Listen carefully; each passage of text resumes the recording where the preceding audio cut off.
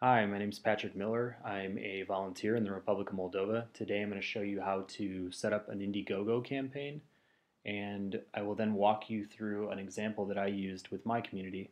So first things first is you want to log in and create a Indiegogo campaign. From there you're going to select a category for your type of project. So I did a basketball court project in my community, so select sports. You then select your fundraising goal.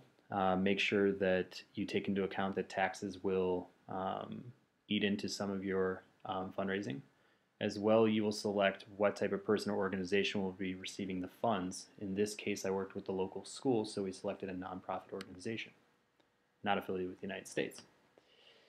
You'll then set up your campaign, and you'll get into the meat of it. The first thing that's important is selecting a good image.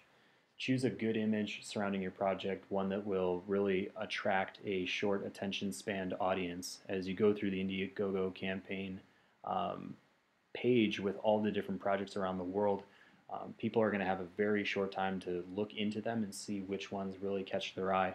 So a good picture will do you well as an effective title and short description. Adding a short link is also important. We did bring basketball to Leova, Moldova, and that showed up right here in the URL.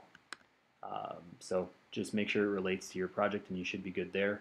Select your country and city, click Save. Then we get to funding.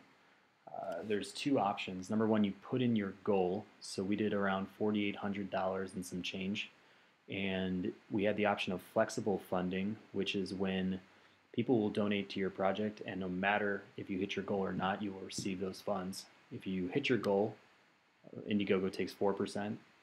If you don't hit your goal, they'll take 9%. So again, be very careful and allow some cushion in your fundraising goal. If it's fixed, that means that your project has to earn this amount of money or you won't fulfill your project. So if you don't want to hurt your relationships with contacts, families, friends who would potentially donate to your project, make sure that you select fixed so that they receive a refund if you don't reach your project goal. You then can pick your deadline, how long you want your campaign to run. It has a maximum of 60 days, which is what I selected, just for the sake that I wanted more time to promote the campaign and allow for donors to fundraise in time. You then click Save, and you'll move on to your story. Now there's two components of your story. One is a piece of media, so you can select a video or an image.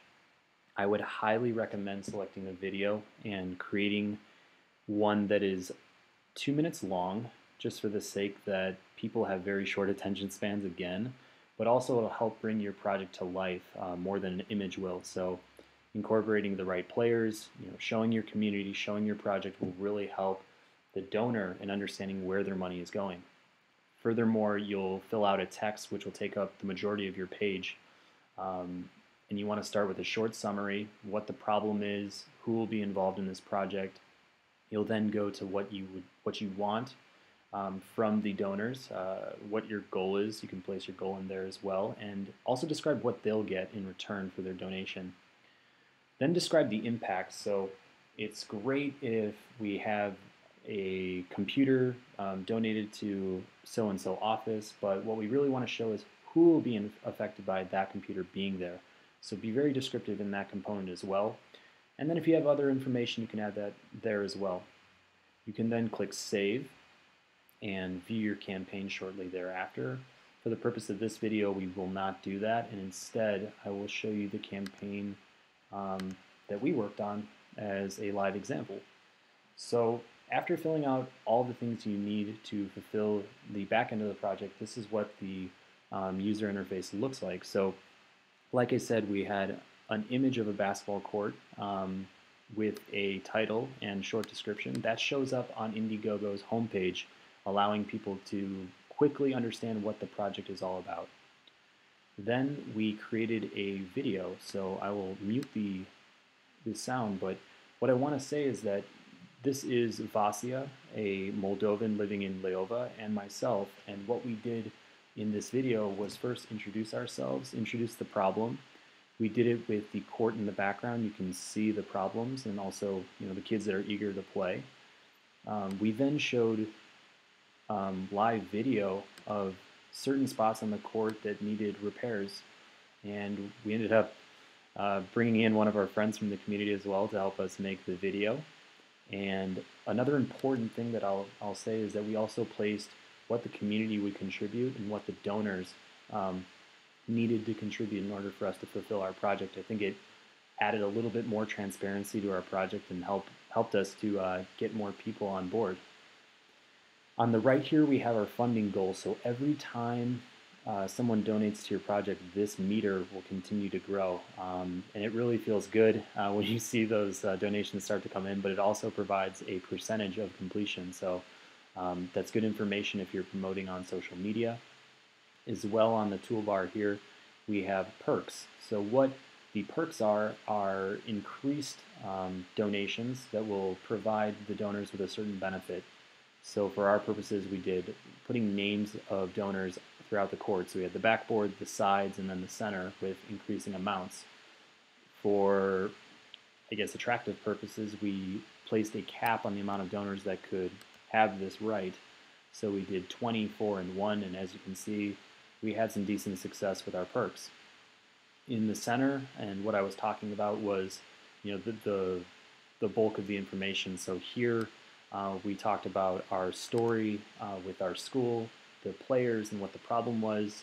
We talked about what we needed. So again, we just put a lot of figures in here, how much we need for raw materials, tire specialists, the total amount, and who that payment would go to. And I just think that the more information you provide, the more trust you'll receive in your project. Furthermore, we talked about what impact we wanted to have. So when getting this basketball court, it wasn't just about the materials, the supplies, and the court. It's about running clubs, preventing drugs and alcohol to be rampant throughout the community. I mean, those are the things that we wanted to improve. It shows what the sustainability of the project is. And then we added some more information, some thank yous, and where people could find more information. So we just opened it up to social media on Facebook, Twitter, Gmail, LinkedIn, and YouTube. And I would highly recommend utilizing all social media accounts that you own, all pages that you're present on, to continue to promote whatever project you're working on.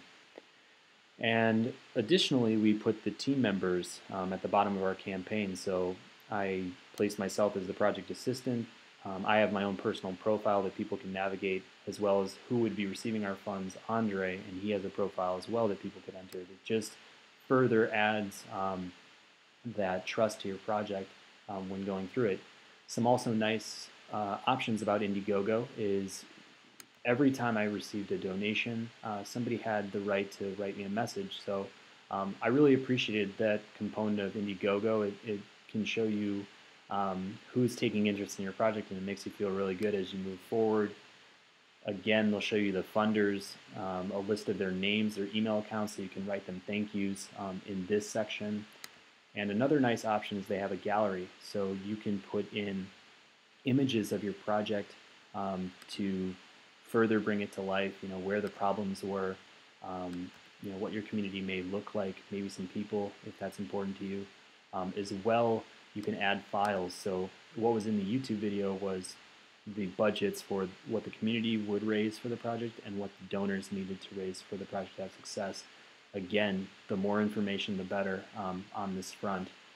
Two other pieces of advice I'll give you is that when you are running your campaign, one strategy I used on social media was to constantly provide updates for where we were in our project. When we got to 10%, 20%, 40% funding, I wanted to help drive that awareness so that people would be attracted and enticed to join the campaign as well and to donate to such a great cause.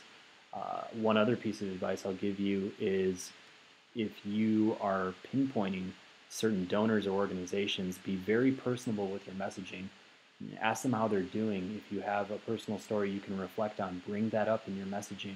Ask them how their family is doing. Ask them how life is going. And just be very personal and engaged with the people you hope to interact with. I think that all of us appreciate one-on-one contact, and if you go through spamming people with large messages about give me money for so-and-so project, it may not sit well with most people. So that's the best overview I can give you about Indiegogo. The example I provided from our community, we were lucky enough to raise a good amount of money for our project, and we finished up our court. I'll add another video on my own personal YouTube accounts and my blog, which I will show you very soon. So thank you for taking the time to look into Indiegogo, and I wish you good luck on your project. Thanks.